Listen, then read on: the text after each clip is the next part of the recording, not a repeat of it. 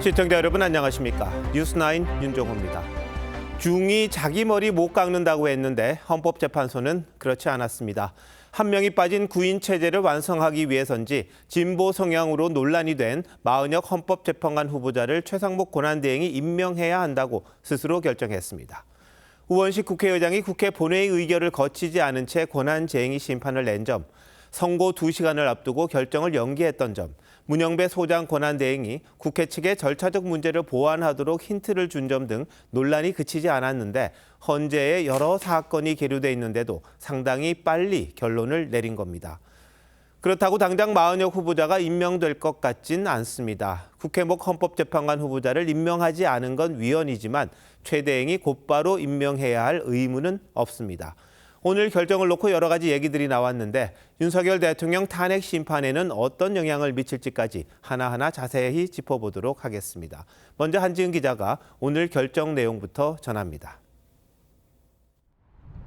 구인 체제 완성을 위한 결정엔 헌법재판관 8명 모두가 같은 의견이었습니다. 헌재는 최상목 대통령 권한대행이 마은혁 헌법재판관 후보자를 임명하지 않은 건 위헌이라고 만장일치로 결정했습니다. 헌법에 의하여 부여된 청구인의 헌법재판소 재판관 선출을 통한 헌법재판소 구성권을 침해한 것이다. 헌재는 국회의 헌법재판관 3명 선출권은 독자적이고 실질적이라며 임명을 임의로 거부하거나 선별하여 임명할 수 없다고 밝혔습니다. 헌법재판관 2명은 여야가 1명씩, 나머지 1명은 여야 합의로 선출하는 관행이 있었다는 최 대행 측 주장도 인정하지 않았습니다. 다만 마 후보자가 재판관 지위를 가진 것으로 간주해달라거나 헌재가 임명을 명령해달라는 등의 청구는 법적 근거가 없다며 각하했습니다. 헌법재판소법상 이러한 결정을 할 수 있는 근거가 없으므로 부적법합니다. 양측의 반응은 엇갈렸습니다. 헌법재판소의 결정 취지에 따라서 신속하게 임명을 해주시리라고 믿고 있습니다. 이 문제는 학계나 실무에서 상당히 논쟁의 대상이 될 수 있는 문제가 아닌가 그렇습니다. 이번 결정은 국회의 심판 청구 55일 만에 나왔습니다. TV조선 한지은입니다. 헌법재판소의 오늘 결정에서 눈여겨봐야 할 대목이 있습니다. 중도와 보수 성향 재판관 3명이 우원식 국회의장의 본회의 의결 없는 권한쟁의 심판 청구가 절차적으로 문제가 있다는 별개의 의견을 낸 겁니다. 그러면서도 결론 자체에는 반대하지 않았는데 왜 그런 건지 윤재민 기자가 설명합니다. 최상목 대통령 권한대행이 마은혁 후보자 임명을 미루자 우원식 국회의장은 사흘 만에 헌재에 권한쟁의 심판을 청구했습니다. 본회의 의결은 거치지 않았습니다.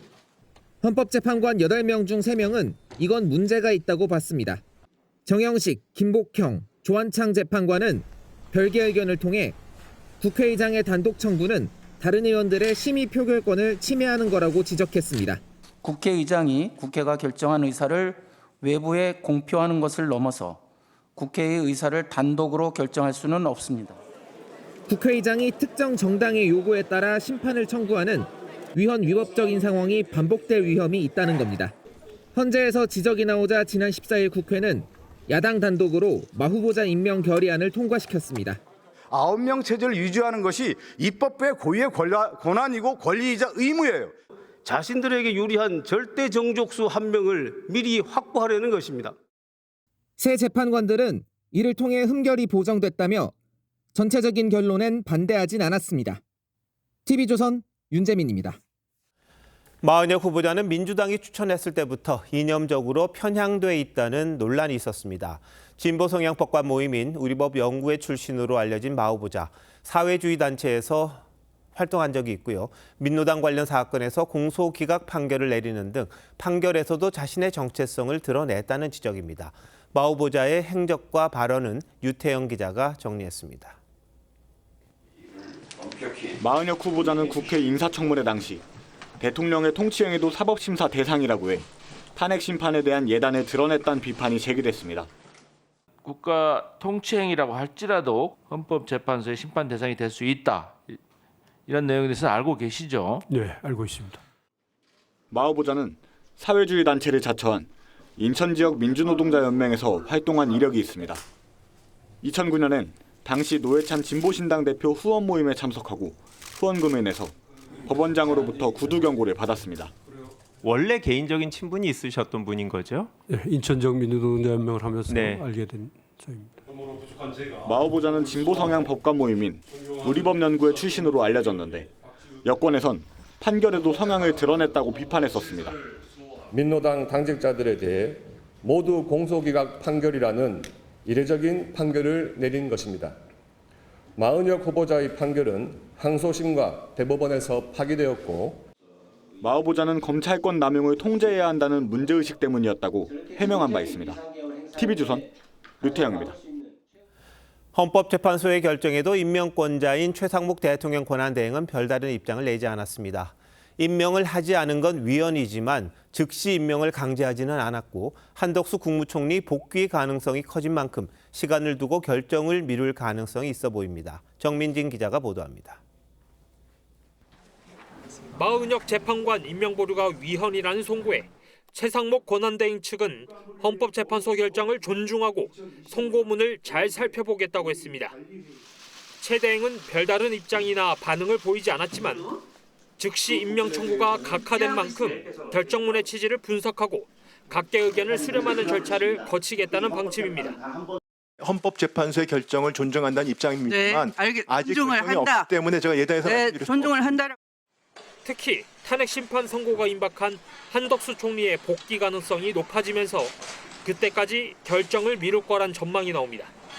정부 관계자는 한 총리가 복귀하면 재판관 임명 여부를 직접 결정하게 될 것이라고 전했습니다. 야당은 즉각 임명을 주장하며 거부할 경우 책임을 묻겠다고 압박했지만 국회 권한을 침해하고 헌법에 반하는 행위를 한 것에 대해 즉각 국민께 사죄하고 마은혁 재판관을 임명하십시오.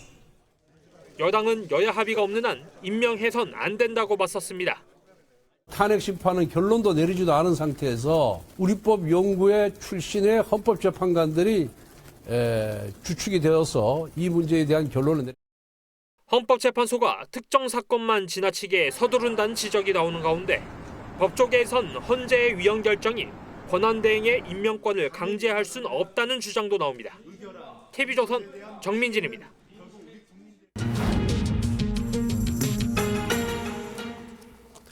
이슈의 이면, 현장 이야기를 깊숙이 들어보는 뉴스더. 오늘은 헌법재판소의 마은혁 후보자 임명 관련 결정에 대해 사회부 법조팀 정준영 기자에게 더 물어보도록 하겠습니다.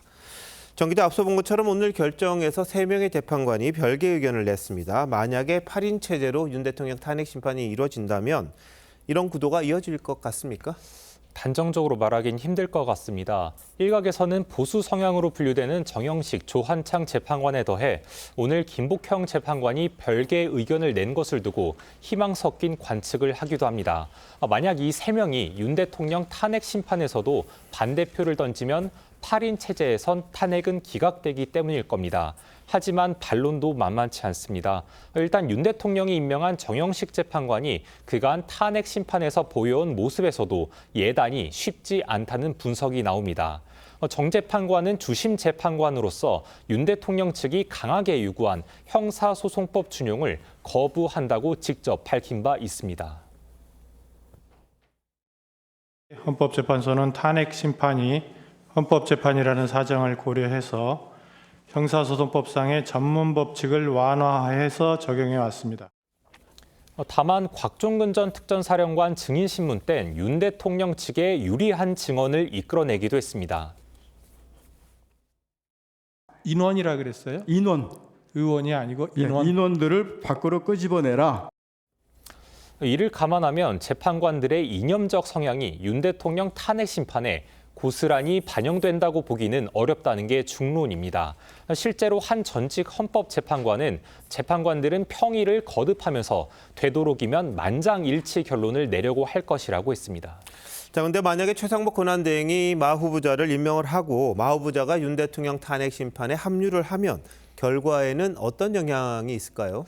탄핵 인용 가능성이 보다 높아질 가능성이 있습니다. 법조계 안팎에선 현재 헌법재판관 8명을 진보 성향 3명, 중도 2명, 보수 성향 3명으로 분류해왔습니다. 여기에 마 후보자가 임명이 되면 진보 성향 재판관이 4명으로 늘어납니다. 탄핵 의결 정족수인 6명에 더 가까워지는 겁니다. 자, 그럼 마 후보자가 임명이 되면 윤 대통령 탄핵 심판에 곧바로 참여를 합니까?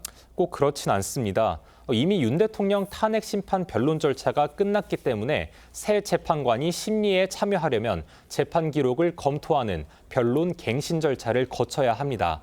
이미 종결된 변론을 다시 열어야 할 수도 있고 선고 일자도 늦어질 수밖에 없습니다. 따라서 마 후보자를 탄핵 심판에 합류시키지 않는 선택지도 있습니다. 둘 중 어느 쪽을 선택하는지를 보면 헌법재판관 8명의 탄핵에 대한 생각이 어느 정도로 굳어졌는지 간접적으로 예측 가능하다는 분석이 나오기도 합니다.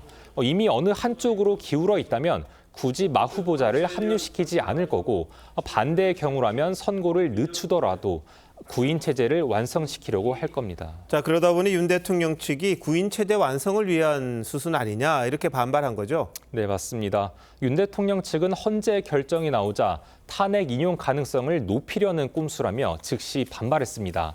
탄핵 정족수를 확보하기 위한 하명 결정이냐며 헌재가 거대 야당을 위한 정치 세력이 되는 것을 선택했다고 했습니다. 민주당이 추천한 마 후보자 합류 가능성에 위기감을 드러낸 겁니다. 윤 대통령 측은 마 후보자 합류 시 재개되는 변론에서 엄격한 갱신 절차를 요구할 가능성이 큽니다.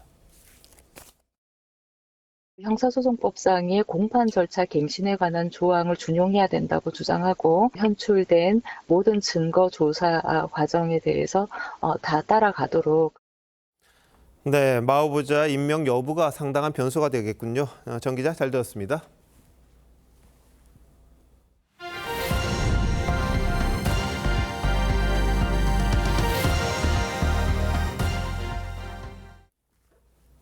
헌법재판소는 또 다른 논란이 될 결정을 했습니다. 선거관리위원회에 대한 감사원 직무감찰이 헌법 정신에 어긋난다고 판단한 겁니다. 웬만한 재벌보다 더 족벌주의 인사를 해온 선관위 행태를 눈감아준 게 아니냐는 비판이 나왔습니다. 무슨 얘기인지 김도영 기자가 보도합니다. 감사원은 지난 2023년 선관위에 대한 직무감찰을 실시했습니다. 선관위가 당시 사무총장과 사무차장 자녀의 특혜 채용 의혹을 경찰에 수사 의뢰한 데 따른 조치였습니다. 감사원은 채용 비리를 적발하고 27명에 대해 지난해 4월 검찰에 수사를 요청했습니다. 선거철 경력 경쟁 채용을 직원 자녀들이 손쉽게 국가 공무원으로 입직할 수 있는 통로로 이용하고 있었습니다. 하지만 선관위는 감사원의 직무감찰에 반발하며 2023년 7월 헌재 권한쟁의 심판을 청구했습니다. 헌재는 만장일치로 감사원의 감찰 권한이 없다고 결정했습니다. 대통령 소속기관인 감사원이 독립적 헌법기관인 선관위를 감찰하는 건 권한에 없는 일이란 판단입니다. 직무 감찰을 하는 것을 허용한다면 선거관리의 공정성, 중립성에 대한 국민의 신뢰가 훼손될 위험이 있으며 헌재 결정에 대해 감사원은 선관위의 현실에 비춰 납득하기 어렵다면서도 헌재의 판단을 존중한다고 입장을 밝혔습니다. 하지만 족벌주의 인사로 신뢰를 저버린 선관위는 누가 감시하냐는 비판도 나옵니다. TV조선 김도영입니다. 헌법재판소의 결정이 나온 시간, 감사원은 2023년부터 실시해온 지난 10년간의 선관위 채용 비위 감사 결과를 발표했습니다.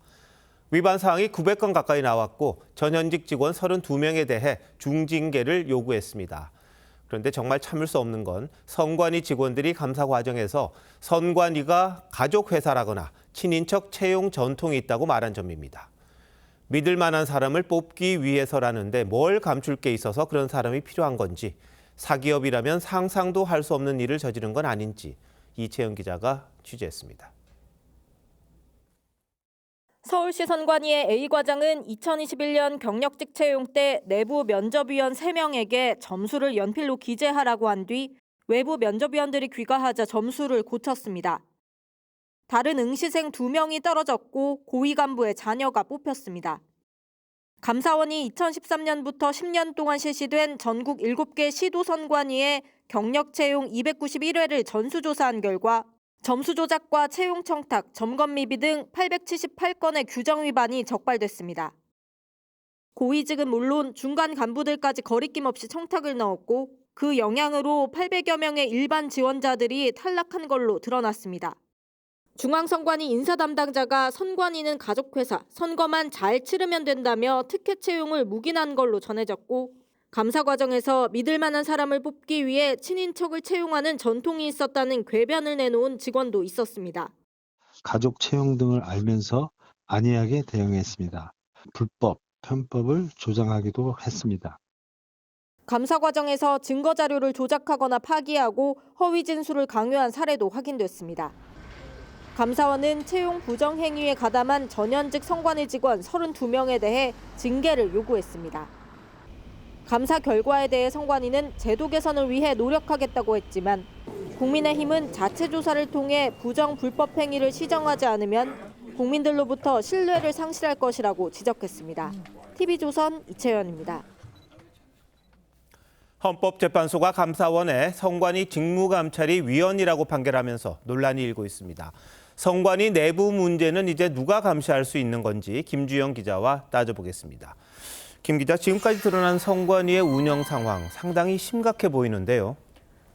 네, 오늘 감사원이 발표한 감사 보고서를 보면 앞서 리포트로 보신 채용 비리 외에도 공모기강 회의가 심각한 수준이었는데요. 강원 선관위 한 과장은 100일 무단 결근에 81일 허위 병가를 쓰고도 급여를 다 받아가기도 했고요. 공무원은 로스쿨 진학 목적으로 휴직이 불가능한데 이걸 허용하기도 했습니다. 해외 선거를 관리하도록 제외 선거관을 보내면서 외교부에 외국어 능력을 확인하는 걸 면제해달라고 요구해오는 등 부실한 관리가 드러났습니다. 내부 문제가 아주 심각해 보입니다. 그런데 헌재가 감사원이 할 수 없다고 그러니까 그럼 내부 감사밖에 남은 게 없습니까? 네, 사실상 내부 감사에 의존하게 됩니다. 헌법재판소도 이 부분을 우려했던 것으로 보이는데요. 이번 결정이 선거관리위원회가 부패행위 성역으로 인정된 것으로 호도되어서는 안 된다면서 선관위가 자체 감사에 대한 우려를 불식시켜야 된다고 결정 내용에 덧붙였습니다. 선관위가 대책을 내놓은 건 없습니까? 네, 선관위는 헌법재판소 권한쟁의 심판 과정에서 대책을 내놓았습니다. 지난해 1월 사무처 밑에 소속되어 있던 감사관을 따로 분리했고요. 외부위원이 다수 들어간 감사위원회를 설치했습니다. 오늘도 이 감사기구의 독립성을 강화해서 국민 신뢰 회복에 힘쓰겠다고 입장을 밝히기도 했습니다. 그렇지만 현실적으로 내부 감사만 해서는 이런저런 문제들을 다 밝히기가 쉽지 않을 텐데 그렇다면 혹시 내부 감사 내용을 외부로 공개는 합니까? 네, 저희 TV조선 취재진이 오늘 선관위 정기감사 내역이나 감사위원회 회의 내용을 볼 수 있는지 알아보니까 모두 비공개라는 답변을 받았습니다. 반면에 미국 선거관리위원회 산하 감찰관실은 아예 홈페이지를 따로 만들어서 인력 채용 등 감사 결과를 꾸준히 공개하고 있었는데요. 우리도 이런 투명성이 강화되어야 된다는 지적이 나옵니다. 외부 공개라던가 그 위원회 외부의 어떤 공정한 입장을 가진 멤버가 참여할 수 있는 기회를 늘린다던가 뭐 그런 식으로 운영의 묘를 살리는 지혜가 필요하지 않을까 이런 생각을 합니다. 법적으로는 아무 기관도 견제할 수 없다면 허점이 아닌가 싶긴 합니다. 네, 일부 헌법 전문가들은 오늘 헌재 결정을 보고 개헌을 논의할 필요가 있다고 했는데요. 현 상황에서는 국회 국정감사나 수사기관의 수사가 선관위 간접적 경제 수단이긴 한데요. 국회 조사는 선관위가 자료 제출을 거부해버리면 내부 사정을 알기 어렵다는 한계가 있고요. 검찰 등 수사기관의 수사도 내부 고발 같은 것이 있어야 가능한 사후적 수단이란 겁니다. 실효성 있는 감시를 위해서 감사원 소속을 조정하는 등 법 개정을 하는 것도 고려해야 된다는 지적이 나오고 있습니다. 논란이 됐던 거는 감사원이 대통령 소속이라는 거거든요. 행정부 소속. 그러니까 이걸 헌법 개정을 통해서 감사원을 그럼 대통령 소속이 아니라 독립기관을 만드는 거죠. 안 그래도 부정선거니 뭐니 선관위를 둘러싸고 논란이 계속 이어지고 있는데 감찰마저 제대로 받지 않는다면 누가 믿겠나 싶긴 한데요. 자체적으로 좀 투명한 모습을 보여야겠습니다. 김 기자 잘 들었습니다.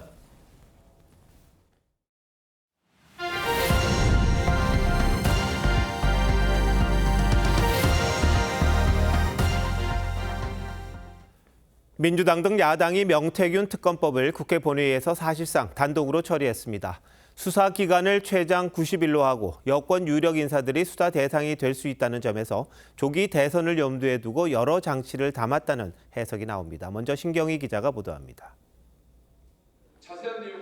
국회 본회의 표결을 앞두고 진행된 토론에서 국민의힘은 위헌적 특검이란 점을, 민주당은 국정농단 의혹을 밝혀야 한다는 점을 각각 주장하며 고성을 주고받았습니다.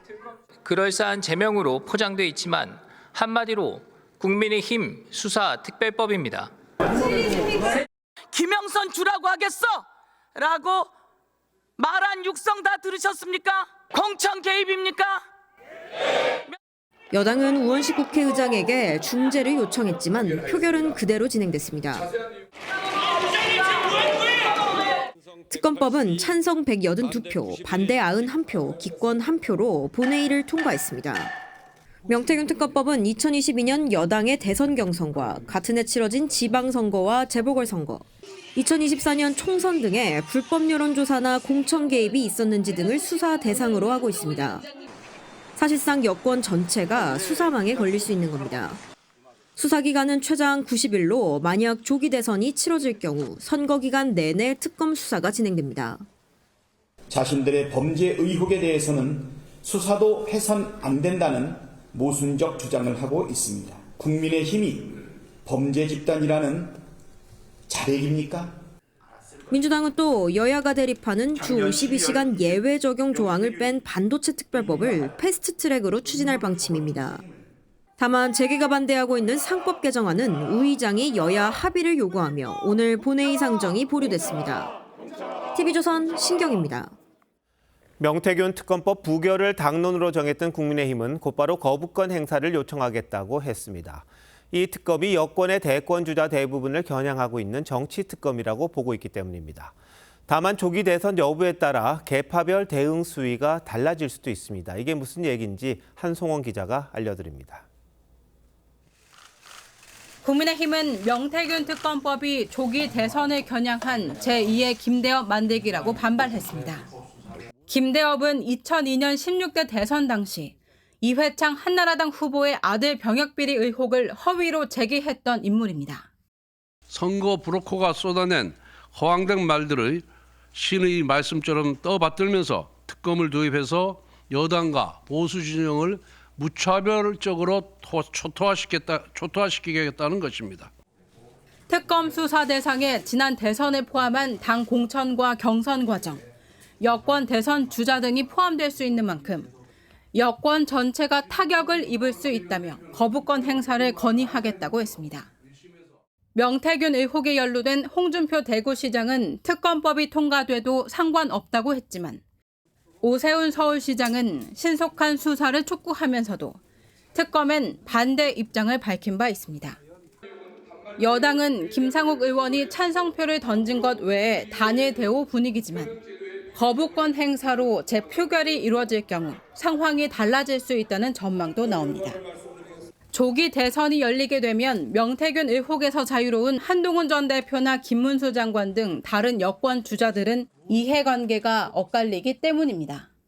이재명만 사법리스크가 있는 것이 아니다. 이런 식으로 또 계속 선전전을 할 가능성이 높죠. 최상목 권한대행은 법안 이송 뒤 15일 내 거부권 행사 여부를 결정해야 하는데 한덕수 국무총리 탄핵 심판 선고가 먼저 날 경우 거부권 행사 주체가 바뀔 가능성도 있습니다.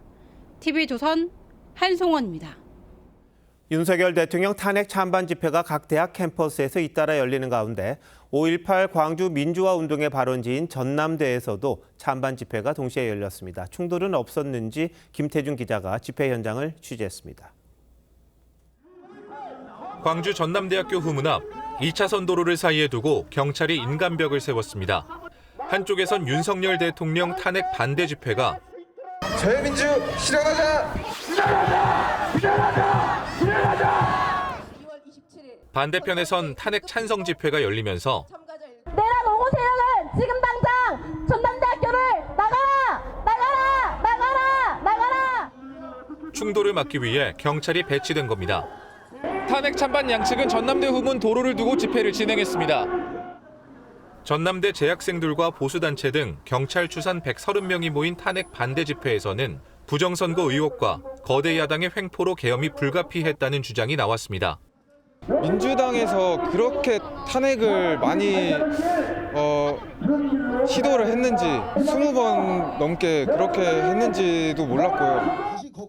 하지만 전남대 총학생회와 교직원, 일반 노조 등 경찰 추산 30명이 모인 탄핵 찬성 집회에선 반민주적 세력이 민주화의 성지인 전남대를 모욕하지 말라고 반발했습니다. 극우 세력들이 민주화의 성지인 이곳 전남대학교에 와서 부정선거를 이야기한다는 것은 도저히 용납할 수. 광주 시민들은 양측의 충돌을 우려했고 아까도 계속 보면서 이거 어떡하지 계속 걱정하고 무서워서 이런 신념이 있는 건 좋은데 이제 충돌 없이 말끔히 끝났으면 하는 마음. 실제 일부 참석자들이 충돌을 시도해 경찰에 제지당하기도 했지만 다행히 별다른 충돌 없이 끝났습니다. TV조선 김태준입니다. 북한이 1000명 규모의 병력을 러시아에 추가 파병한 걸로 보인다고 국가정보원이 밝혔습니다. 우크라이나 드론 공격에 대응하기 위해서 게릴라전에 특화된 특수부대도 포함됐습니다. 앞서 저희가 전해드렸듯 이 부대는 지난 가을부터 개마고원에서 파병 훈련을 해왔습니다. 윤동빈 기자의 단독 보도입니다. 러시아 쿠르스크 지역. 북한 병사가 드론을 피해 몸을 숨겨보지만 나무 사이로 집요하게 파고드는 공격에 속절없이 쓰러집니다. 드론이 떨어뜨린 폭탄을 피하는 순간 폭탄 안에서 터진 또 다른 폭탄에 맞은 듯 북한군이 눈밭을 뒹굽니다. 국가정보원이 북한이 1000명이 넘는 규모의 러시아 2차 파병을 했다고 밝힌 가운데 북한 내부 사정에 정통한 소식통은 108 여단과 425 여단이 포함됐다고 전했습니다. 총참모부직할 특수부대인 이들은 주로 산악지대에 주둔하는데 우리나라의 주요 시설을 점거하는 게릴라전 임무를 맡고 있습니다.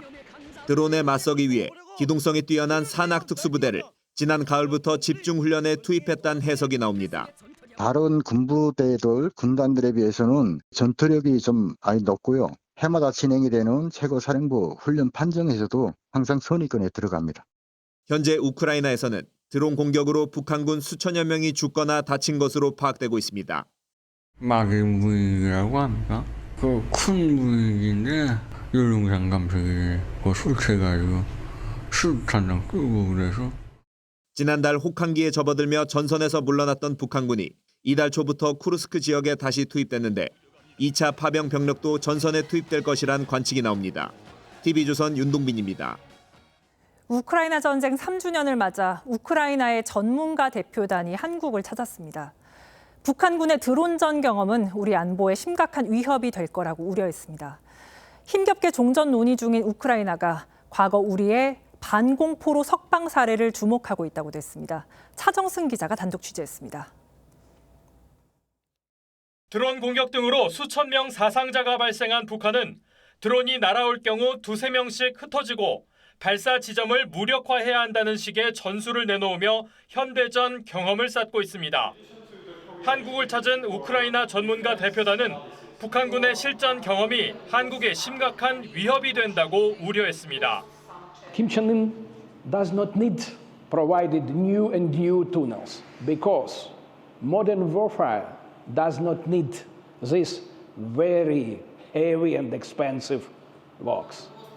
주 나토 대사로 내정된 케트만추크 대표는 미국과 종전 협상 중인 우크라이나가 72년 전 한국의 휴전 상황도 주목한다고 전했습니다.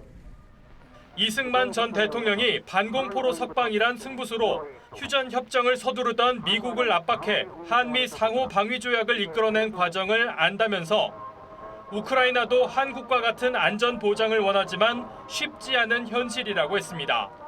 We would love to have what you have with the United States, but unfortunately, we don't see any appetite from the US.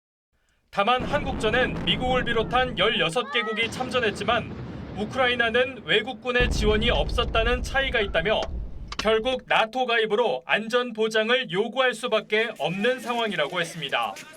TV조선 차정승입니다. GS 리테일에서 개인정보가 유출된 사실이 한 달 만에 또 확인됐습니다. 이번엔 홈쇼핑 업체 고객 158만 명의 정보가 새어나갔습니다. 웹사이트가 해킹당한 걸로 추정됩니다. 윤우리 기자입니다. GS 홈쇼핑 홈페이지에 실린 사과문입니다. 고객 개인정보 약 158만 건이 유출돼 보안 대책을 세웠다는 내용입니다. 지난달 편의점 GS25 고객 9만여 명의 정보가 유출됐는데 한 달 만에 홈쇼핑 고객 정보까지 빠져나간 겁니다. 정보 유출은 지난해 6월부터 최근까지 이뤄졌는데 회원가입 시 요구되는 이름과 연락처, 주소 등 기본 사항은 물론 결혼 여부, 개인 통관 고유 번호까지 모두 10개 정보가 새어나갔습니다. 개인정보 유출 사건이 반복적으로 발생하고 있는데 제 개인정보가 해외로 유출됐을 것 같아서 걱정이 됩니다. 이번 유출엔 매우 단순한 해킹 방식이 이용된 것으로 보입니다. 이미 유출된 다른 사이트의 아이디와 비밀번호를 활용해 GS샵에서 무작위로 로그인을 시도한 뒤 로그인에 성공하면 정보를 빼가는 식입니다. 일반적으로 사용자들이 동일한 패스워드나 아이디를 여러 사이트에서 동시다발적으로 사용하고 있는 게 지금 현실이고, 대부분의 온라인 쇼핑 사이트는 주기적인 비밀번호 변경을 권고하고 있지만 불편해하는 고객도 많아 형식적인 고지에 그치고 있는 실정입니다. 고객의 편의성도 유지하면서 기업의 보안성을 유지할 수 있는 고민이 필요한데요. 기존에 구축해놓은 시스템을 그냥 유지만 했기 때문에 이러한 공격에 GS 리테일은 정보가 유출된 고객들에게 안내 문자 메시지를 보내고 개인정보위원회에 피해 사실을 신고했습니다. TV조선 윤우리입니다. 운전할 때 후진을 하다 보면 뒤에 있는 차나 사람을 보지 못해서 사고가 나는 경우가 있습니다. 후진 사고 방지 장치를 달면 이런 사고를 절반 가까이 예방할 수 있다고 합니다. 김창섭 기자입니다. 후진하던 화물차가 쓰레기 분리수거를 하던 여성을 들이박더니 이내 도주합니다. 승용차가 천천히 후진하지만 걸어오던 아이를 보지 못하고 그대로 부딪힙니다. 최근 5년간 차가 보행자와 충돌한 교통사고 가운데 후진 중에 일어난 경우는 15%에 육박합니다. 특히 사망자는 적은 충격에도 취약한 고령자가 대부분입니다. 그리고 사고 취약군은 후진 사고 사망자 50명 중 86%인 43명이 65세 이상 고령자로 나타났습니다. 그런데 후진 사고 방지 장치 RAEB를 달면 차 사고는 13%, 보행자 사고는 절반 가까이 주는 것으로 나타났습니다. 후진 사고 방지 장치를 단 차량은 보행자가 키가 작아 운전자가 보지 못해도 이렇게 차가 멈추고 경고음도 울립니다. 국내에선 2017년부터 이 장치 장착이 시작됐지만 차량 감지 장치를 장착한 차는 10대 중 1대에 불과하고 보행자 감지 장치의 경우는 2%가 겨우 넘습니다. 아직 의무화되어 있지 않고 장착이 거의 없다고 볼 수가 있습니다. 보험 할인 혜택이라든지 각종 혜택을 주는 것이 올바르다고 볼 수 있습니다. 후진 사고 방지 장치 설치를 의무화하고 자동차 안전도 평가 항목에 이 장치를 포함시킬 필요가 있다는 지적이 나옵니다. TV조선 김창섭입니다. 배를 타고 출근하는 날이 곧 옵니다. 서울시의 수상 대중교통수단 한강버스가 기획 2년 만에 모습을 드러냈는데 상반기 중에 정식 운행을 시작합니다. 고승현 기자가 미리 타봤습니다. 서울의 랜드마크를 뒤로하고 물살을 가르며 선착장에 들어오는 한강버스. 서울시가 영국 런던 템즈강에서 운행 중인 우버보트를 참고해 한강버스를 기획한 지 2년 만에 그 모습을 드러냈습니다. 벅찬 감동을 자제할 수가 없습니다. 한강에서 운행될 총 12대 가운데 먼저 만들어진 두 척이 경남 사천에서 남해와 서해를 거쳐 사흘 만에 한강으로 인도됐습니다. 알루미늄 합금으로 만들어져 연료 소모량이 적고 하이브리드 추진체 탑재로 기존 디젤 선박보다 이산화탄소 발생량을 절반가량 줄였습니다. 한강버스 1호 가람호입니다. 169톤인 이 한강버스에는 승객 총 199명이 탑승할 수 있습니다. 총 7군데의 선착장이 마련되는데 여의도에서 잠실까지 30분이면 도착합니다. 저는 완전 탈 의향이 있습니다. 왜냐하면 그 정류장이 만약에 집이랑 가까우면 저는 여의도로 오려면 버스도 타야 되고 지하철도 타야 되는데. 하지만 안전성과 접근성에 대한 우려도 남아있는 상황. 100% 안전하다고 할 수 없을 것 같고 저는 차라리 그냥 가까이 있는 지하철이나 버스를 더 이용할 것 같아요. 서울시는 다음 달 초부터 시범 운행을 통해 안전성을 확인하고 접근성을 개선해 올해 상반기에 정식 운행한다는 계획입니다. TV조선 고승현입니다. 미 트럼프 대통령 취임 이후 미국의 전기차 시장 전망은 어두워졌는데 유럽에선 친환경 기조 속에 전기차 인기가 꾸준히 이어지고 있습니다. 이러다 보니 업계도 유럽 시장을 겨냥한 신차 개발에 박차를 가하고 있습니다. 유럽에서 벌어지는 전기차 경쟁 현장을 최규민 기자가 취재했습니다. 승합차 형태의 전기차가 독특한 모양의 전조등을 빛내며 미끄러지듯 달려나옵니다. 기아가 처음 공개한 목적 기반 차량 PV5입니다. 쓰임에 따라 차체를 유연하게 변형할 수 있어 이렇게 화물용으로 만들 수도 있고 이처럼 휠체어가 타고 내리기 편하게 만들 수도 있습니다. 기아는 삼성전자와도 전략적 동맹을 맺고 차 안에서 다양한 전자제품을 제어할 수 있게 했습니다. 첫 전기차 세단 EV4, 유럽 시장을 겨냥한 소형 전기 해치백 EV2 컨셉트카도 함께 공개했습니다. Very impressed. It was a nice presentation, a lot of information, and I would say very easy. 기아가 새 전기차 발표 장소로 유럽을 택한 건 이곳이 전기차 최대 격전장으로 떠올랐기 때문입니다. 수요 정체기에서 벗어나지 못하고 있는 전기차 시장은 최대 시장인 중국이 가격 경쟁력과 애국 소비를 등에 업은 중국 업체들의 동무대가 됐고 미국은 트럼프 대통령 당선 이후 보조금 축소가 검토되며 미래가 어두워졌습니다. 반면 친환경, 탈탄소 기조가 유지되고 있는 유럽에선 아직 전기차 성장세가 이어지는 중입니다. 그래서 유럽이 메인 시장이고요.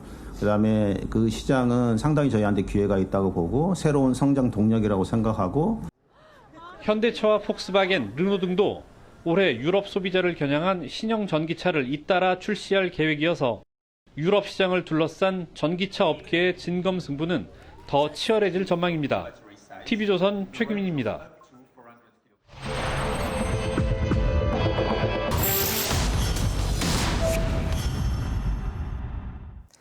돈이 많이 들더라도 자녀에겐 아낌없이 해주고 싶은 게 부모 마음인데 이런 마음을 악용하는 업체가 있습니다. 한 유명 교육업체가 수백에서 1,000만 원이 넘는 영유아 교육 서비스를 학부모들에게 팔아놓고선 약속된 서비스를 해주지 않고 있습니다. 학부모들의 피해가 커지고 있습니다. 소비자 탐사대 변정현 기자입니다.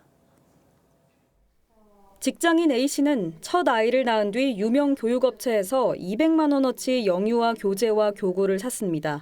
영업사원은 나중에 추가 구매를 하지 않아도 둘째, 셋째까지 수업을 해주겠다고 했습니다. 교구도 중요하지만 활용하는 게 중요하기 때문에 당연히 선생님을 부르는 게 목적이었고 하지만 셋째가 4살 무렵 수업을 신청했지만 2년 가까이 선생님 배정도 되지 않았습니다. 아이는 그 사이 훌쩍 커버려 해당 교재를 쓸 나이가 지났습니다. B씨도 1,500만 원어치를 계약했습니다. 하지만 꼼꼼히 관리해준다던 약속은 오래가지 않았습니다. 영업사원은 방문 약속을 어기기 일쑤였고 어제 오시기로 했는데 안 왔네? 그래서 또 한 주가 더 늦어진 거예요. 아, 네, 제가 요즘 정신이 없네요. 항상 이래요. 그러고 교구가 망가져 교환을 신청해도 2, 3주씩 답이 오지 않았습니다. 이 밖에도 피해를 호소하는 소비자가 많은데요. 무상수리 등 사후 서비스를 약속했던 영업사원이 전화번호를 바꾸고 연락조차 닿지 않는 경우도 있었습니다. 업체는 영업사원 관리가 각 지역 대리점 소관이라고 하고 본사에서 직접 관리를 하는 게 아니라 각 센터에서 센터장님들이 영업사원들을 관리를 하세요. 지역 대리점은 개별 영업사원에게 책임을 미룹니다. 저희는 일단 계약서만 확인을 하고 있고요. 전문가들은 계약서를 쓸 때 영업사원이 구두로 약속한 내용을 꼭 포함시키라고 조언합니다. 계약서에 추가 혜택과 같은 특약사항을 명시적으로 포함을 시키고 이 수정된 계약서를 회사 명의로 체결을 하셔야 되고요. 부모들이 교육업체 브랜드를 믿고 큰 돈을 지출하는 만큼 본사 차원의 책임 있는 관리도 필요하다는 지적이 나옵니다. 소비자 탐사대 변정현입니다. 윤석열 대통령이 임기 단축 개헌을 언급하면서 국민의힘이 본격적으로 논의에 들어갔습니다. 권력구조 개편을 위한 개헌 특위를 출범시켰는데 국회 권력 견제도 포함될 걸로 보입니다. 사실상 개헌의 열쇠를 쥐고 있는 이재명 민주당 대표에게도 당내에서 개헌 요구가 잇따른다는데 이태희 기자가 취재했습니다. 국민의힘 개헌특위 출범은 윤석열 대통령 최후 변론 이틀 만에 이뤄졌습니다. 대통령이 자녀 임기 단축을 꺼내들며 의지를 밝힌 만큼 당도 적극 지원에 나서겠다는 겁니다. 탄핵 결정의 고려 요소 중 하나로 작용할 수 있다는 기대감도 깔려있다는 분석입니다. 누구도 견제할 수 없는 무소불위의 존재가 되고 말았습니다. 권력 구조를 포함한 개헌을 반드시 이뤄내야 할 것입니다. 육선 주호영 의원을 위원장으로 한 개헌특위는 다음 주 첫 회의를 열고 당 자체 개헌안 마련에 들어갑니다. 특위 관계자는 권력 구조 개편에 집중할 생각이라고 했는데 구체적인 방법론을 두곤 당내 다양한 의견을 수렴할 것으로 보입니다. 민주당에서도 개헌 요구가 잇따르고 있습니다. 임종석 전 대통령 비서실장은 이재명 대표를 만난 자리에서 개헌 논의를 위한 의견 수렴 기구를 직접 제안했습니다. 많은 분들이 지금 양당제 구조의 대통령제가 이 무한 대결 정치를 반복하는 거 아니냐는 우려를 갖고 계시고, 하지만 이 대표는 내란 종식이 우선이라며 고민하겠다고만 답했습니다. 비명계인 김부겸 전 총리도 개헌 필요성을 주장했고 내일 이 대표와 회동이 예정된 김동연 경기지사도 개헌 얘기를 꺼낼 가능성이 높습니다. 이런 가운데 여야 전직 국회의장 등으로 구성된 원로 모임은 다음 주 개헌을 촉구하는 서명운동에 들어갈 예정입니다. TV조선 이태희입니다. 이재명 대표의 선거법 재판 2심 선고일이 다음 달 26일로 확정되면서 민주당 친명계가 본격적인 여론전에 나섰습니다. 정치검찰이 기획한 재판이라 무죄를 선고해야 한다는 겁니다. 하지만 비명계에서는 2심 결과에 따라 당이 혼란에 빠질 수도 있다며 우려하는 목소리도 나왔습니다. 최원국 기자입니다. 친명계 최대 원외 조직인 더민주혁신회의는 정치검찰의 기획수사가 기획재판으로 이어졌다며 검찰 수사와 1심 재판부를 비판했습니다. 무죄 판결로 사법정의를 바로 세워야 한다며 2심 재판부를 압박했습니다. 사법부가 권력의 도구로 전락할 것인지 정의와 공정을 끝까지 지켜낼 것인지 중대한 분기점이 될 것입니다. 친명계 좌장 정성호 의원은 무죄 가능성이 크다면서도 유죄라고 해서 흔들리지 않는다고 했습니다. 여론은 이미 사법 리스크 자체가 다 반영돼 있기 때문에 이 대표가 다음 행보를 하는데 장애가 있다고 생각하지는 않습니다. 반면 비명계는 2심 유죄가 나올 경우 민주당이 2중 3중으로 혼란에 빠질 거라며 상황이 달라질 가능성을 예의주시하고 있습니다. 지난 2017년 민주당이 대법원 판결을 앞두고 대선에 출마했던 홍준표 당시 자유한국당 후보를 비판했던 일도 다시 거론됐습니다. 당시 민주당은 홍 후보를 향해 대법원 판결을 기다리며 자중하라고 했고 유시민 작가도 재판이 걸린 상태에서 출마하면 사람들이 뽑아주겠느냐고 비판한 바 있습니다. 홍준표 후보로 출마를 할 때 대법원 판결을 앞두고 있었는데 출마 자격이 있냐 없냐 그때는 또 이제 민주당 입장이 또 달랐죠. 국민의힘 권성동 원내대표는 이 대표 정치 노선은 좌클릭, 우클릭도 아니고 좌클릭이라며 자신이 말한 세상 이치에 따라 법의 심판을 받게 될 거라고 꼬집었습니다. TV조선 최원국입니다.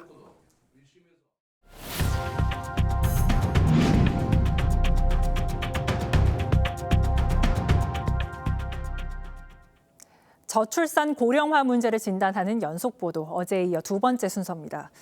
출산율 하락으로 지난 10년간 유치원과 어린이집 3곳 가운데 한 곳이 문을 닫았습니다. 이렇게 아이를 키울 수 있는 환경이 갈수록 나빠지는데 더 큰 문제는 아이들을 위한 시설이 혐오 시설처럼 여겨지고 있다는 점입니다. 어린이집 설치를 놓고 주민 갈등도 자주 발생합니다. 윤서하 기자가 취재했습니다. 서울 도심의 한 아파트 단지 회의실. 주민들 간의 고성과 삿대질이 오갑니다. 인근의 교회 어린이집이 문을 닫게 되면서 단지 내에 어린이집을 새로 만드는 걸 놓고 주민들이 첨예하게 대립하고 있는 겁니다.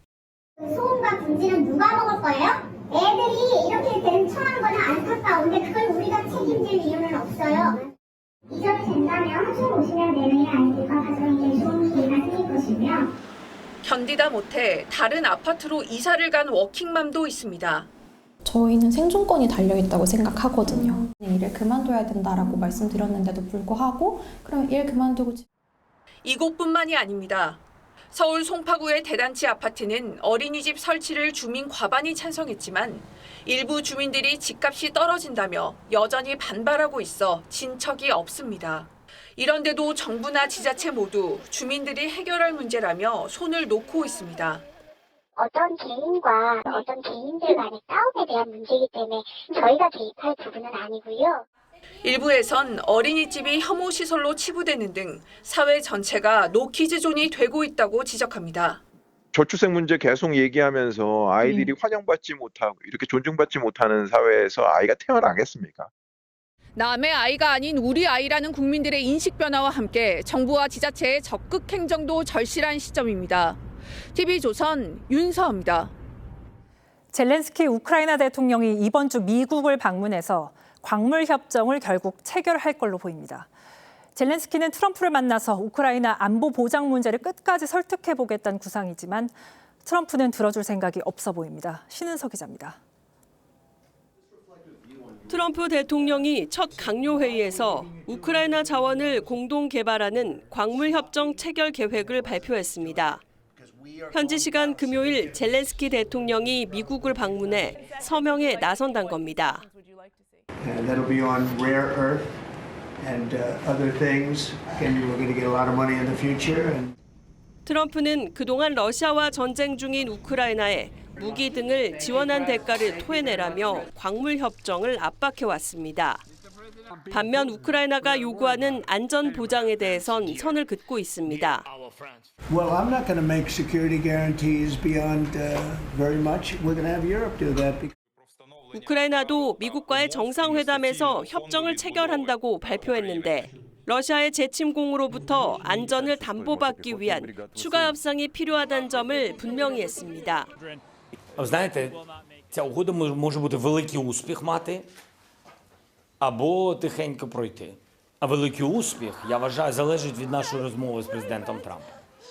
두 나라 언론에 공개된 협정 초안에 따르면 수익 배분과 안전 보장은 구체화되지 않은 상태입니다. 미국 당국자들은 경제 협력 자체가 안보 보장이라고 주장하고 있지만 직접적 안보 보장 없이 위기에 처한 약소국에 약탈에 가까운 협정을 강요하고 있다는 비판도 잇따르고 있습니다. TV조선 신은서입니다.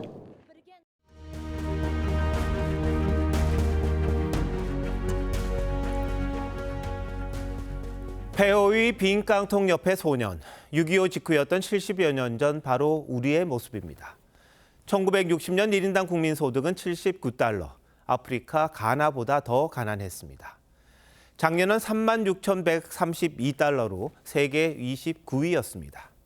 한강의 기적은 그냥 이루어진 게 아닙니다.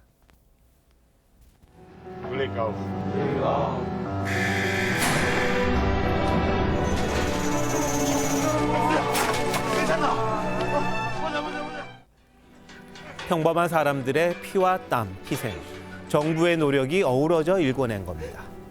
현대 경영학의 아버지 피터 드러커는 한국의 놀라운 경제 성장을 제외한다면 20세기 역사를 논할 수 없다고 했습니다.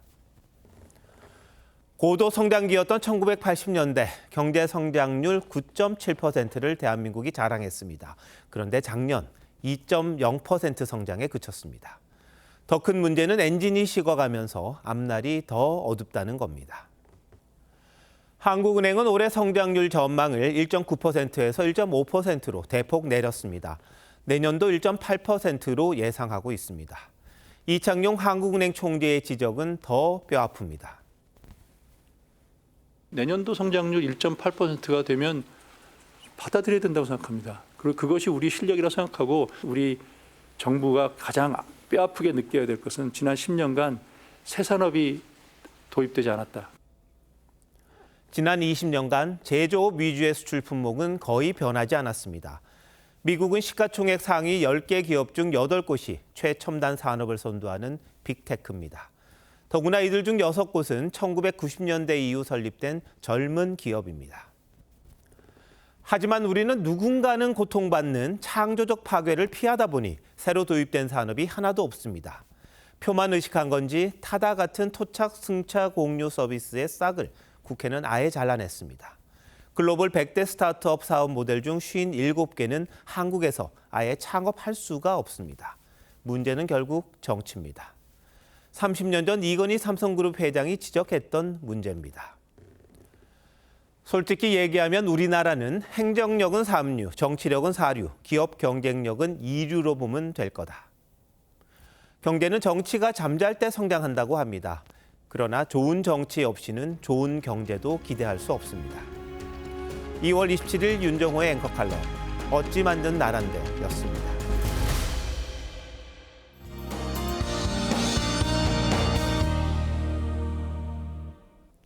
오늘 곳곳에 낮 기온이 15도 안팎까지 올랐습니다. 주말까지 낮 동안엔 오늘과 같이 포근한 날씨가 이어지겠는데요. 큰 일교차에는 유의하셔야겠고요. 내일 낮부터는 국외 미세먼지가 유입되면서 중부지방의 대기질이 탁해지겠습니다. 건조특보가 발효 중인 중부와 영남을 중심으로 대기가 매우 건조합니다. 이번 주말 전국에 내리는 비와 함께 대기의 건조함은 차츰 해소되겠고요. 내일은 남부와 제주를 중심으로 비가 내릴 텐데요. 내일 오전까지 제주에 5에서 10, 호남에 5mm 미만, 그 밖의 지역 1mm 안팎으로 양이 많지는 않겠습니다. 오후부터는 전국이 맑아지겠고 서해안에서는 바다 안개를 조심하셔야겠습니다. 내일 아침 기온 서울이 3도, 대구 5도로 오늘보다 기온이 큰 폭으로 오르겠습니다. 낮 기온은 서울이 12도, 울산 18도로 포근하겠습니다. 일요일부터 월요일 사이 영동을 중심으로 많은 눈이 내려 쌓일 수 있겠습니다. 날씨였습니다. 2월 27일 목요일 뉴스9 마칩니다. 시청해주신 여러분 고맙습니다.